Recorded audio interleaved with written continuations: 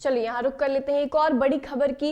रांची से एक बड़ी खबर सामने आ रही है। तो आपको बता दें, जहाँ झारखंड में जल्द ही लग सकता है लॉकडाउन, तो ये झारखंड के रांची से आपको बता रहे हैं, जहां प्रदेश में कोरोना विस्फोट के जताई जा रही है आशंका, तो जल्द ही लॉकडाउन लगने के निर्देश दिए गए हैं। जहां 1 जनवरी को राज्य में मिले हैं संक्रमण के 1007 मामले। तो आपको बता दें, जहां संक्रमितों में सबसे अधिक रांची में मिले हैं, 495 मरीज मिले हैं। तो कहीं ना कहीं ये 31 दिसंबर को राज्य में 793 कोरोना पॉजिटिव मरीज मिले हैं, जिसके बाद से 31 दिसंबर को अकेले रांची में 327 संक्रमित मरीज मिले थे, जिसके बाद से झारखंड में अब जल्द ही लॉकडाउन लगने के आदेश जो है वो सामने आ रहे हैं। तो आपको बता दें, जिस तरीके से कोरोना के मामले बढ़ रहे हैं, उसके बाद से सभी राज्य सरकार जो है वो सचेत हो गई है। ऐसे में सभी राज्यों में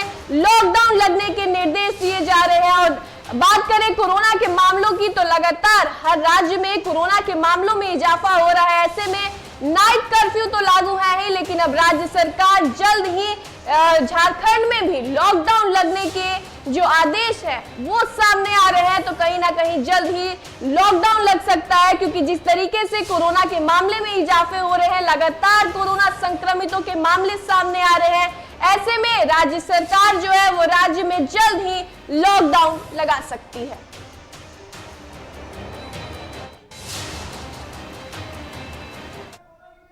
चलिए, इस खबर पर और जानकारी के लिए हमारे सहयोगी निर्भय हमारे साथ जुड़ चुके हैं। तो निर्भय, कोरोना के केसेस जो हैं लगातार बढ़ रहे हैं। ऐसे में कहीं ना कहीं राज्य सरकार के साथ साथ स्वास्थ्य विभाग जो है वो भी सचेत होते हुए नजर आ रहा है।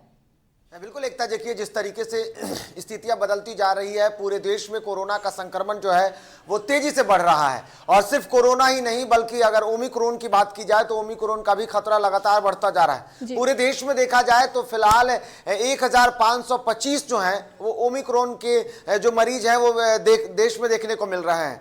कुल राज्यों की अगर बात की जाए तो 23 राज्य और साथ ही साथ जो केंद्र शासित प्रदेश है वहां भी कोरोना के जो नए वेरिएंट है ओमिक्रॉन, उसका खतरा बढ़ता जा रहा है। देश में लगातार संक्रमण की रफ्तार जिस रफ्तार से बढ़ रही है, उसी रफ्तार से मौत का भी आंकड़ा बढ़ रहा है। अगर देखा जाए तो पिछले 24 घंटे के अंदर लगभग 350 मरीजों की मौत हुई है।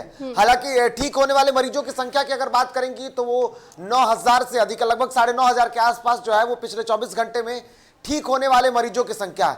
तो संक्रमण का रफ्तार जो है वो लगातार बढ़ता जा रहा है और ऐसे में डर सता रहा है। अगर बात अन्य राज्यों की कर लें आप, तो सबसे पहले बात बिहार की करते हैं, क्योंकि जिस तरीके से बिहार में संक्रमण का दर जो बढ़ता जा रहा है और ऐसे में अब 750 यानी कि 749 जो है वो प्रदेश में कोरोना के एक्टिव मरीजों की संख्या हो गई है, जिसमें सबसे बड़ा जो हॉटस्पॉट है वो बना हुआ है राजधानी पटना। राजधानी पटना में पिछले दिनों जो जांच हुई और जो 1 जनवरी जो थी उस दिन लगभग 16 एनएमसीएच के जो डॉक्टर हैं, जूनियर डॉक्टर, उनमें 16 मरीजों की पुष्टि हुई है। 75 मरीजों की जांच की गई थी, उनमें आरटीपीसीआर जांच के बाद 16 मरीज जो संक्रमित पाए गए हैं। तो कहीं ना कहीं इस स्थितियों के बाद बिहार में खलबली मची हुई है। डर इस बात का है कि अब ये संक्रमण का जो खतरा है ये मुख्यमंत्री आवास तक ना पहुंच जाए, क्योंकि पिछले दिनों राजधानी पटना में एसके मेमोरियल जो हॉल है गांधी मैदान में, वहां पर आईएमए की एक बैठक हुई थी और उस कार्यक्रम के दौरान खुद मुख्यमंत्री नीतीश कुमार, इसके अलावा स्वास्थ्य मंत्री मंगल पांडे,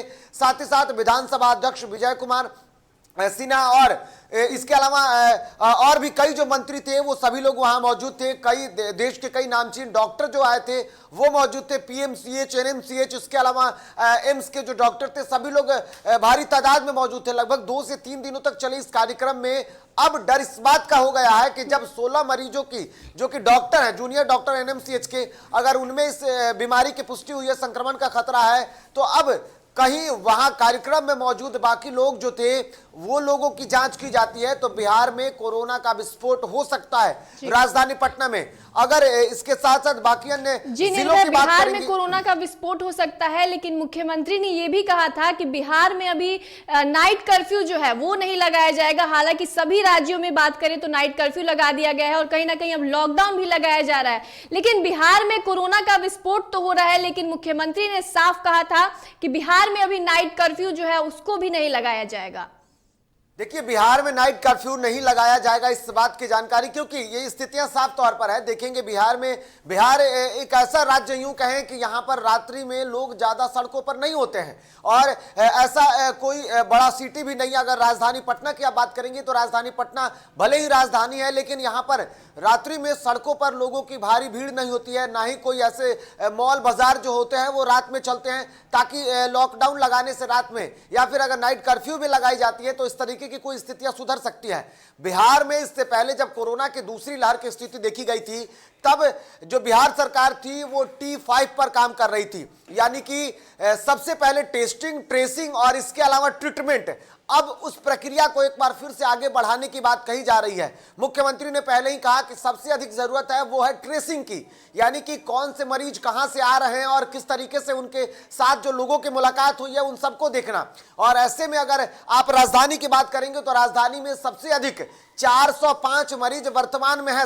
एक्टिव मरीजों की संख्या मैं आपको बता रहा हूं, और इसमें सबसे अधिक जो मरीज हैं उनका कहीं ना कहीं विदेश से संपर्क रहा है, जिसमें पिछले दिनों आपने देखा किस तरीके से कि बिहार में एक ओमिक्रॉन के मरीज की पुष्टि हुई थी, और जो इंदिरा गांधी इंटरनेशनल जो अस्पताल है वहां पर वो तो ऐसे में जिस तरीके से बिहार में कोरोना का विस्फोट हो रहा है, तो क्या ऐसे में मुख्यमंत्री को अपना समाज सुधार अभियान जो वो चला रहे हैं उसको नहीं रोकना चाहिए? क्योंकि जिस तरीके से बिहार में आंकड़े बढ़ रहे हैं और कोरोना का विस्फोट हो रहा है, ऐसे में मुख्यमंत्री का जो ये अभियान चल रहा है समाज सुधार अभियान, उसमें कई सारे जो है कोरोना के केसेस की पुष्टि हो रही है, तो क्या उनको ऐसे में अपने अभियान को नहीं रोकना चाहिए? बिल्कुल जाहिर सी बात है, ये सवाल आपने बड़ा अच्छा पूछा है एकता, क्योंकि जिस तरीके से लगातार स्थितियां बदल रही हैं, ऐसे में अगर बात की जाए उनके मुख्यमंत्री नीतीश कुमार की समाज सुधार अभियान के तहत मुख्यमंत्री लगातार दौरा कर रहे हैं। अभी कई और दौरे होने बाकी हैं, लगभग 5 दौरे हुए हैं, कुल 12 दौरे होने वाले थे।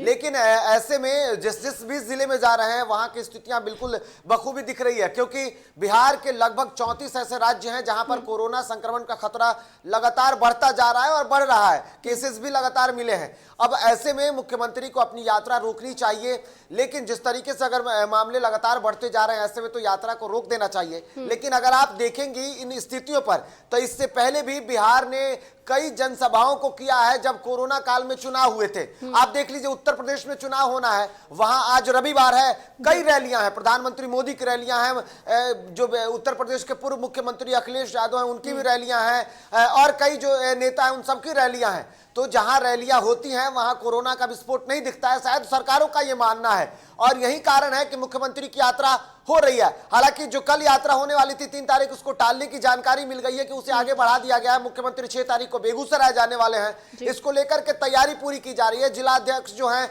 वो सभी अपने अपने स्तर से तैयारी कर रहे हैं। खुद जो डीएम है वो कई इलाकों का मुआयना कर चुके हैं, सुरक्षा के पूरी व्यवस्था की गई है। लेकिन अब सवाल एक और उठता है कि अगर मुख्यमंत्री आवास तक कोरोना का संपर्क पहुंच जाता है तो क्या उसके बावजूद भी, या मुख्यमंत्री अपनी जांच करवाते हैं, क्योंकि वो आईएमए बैठक में गए थे और उसके बाद जब वहां से आए हैं, तो क्या पहले मुख्यमंत्री नीतीश कुमार की जांच होनी चाहिए?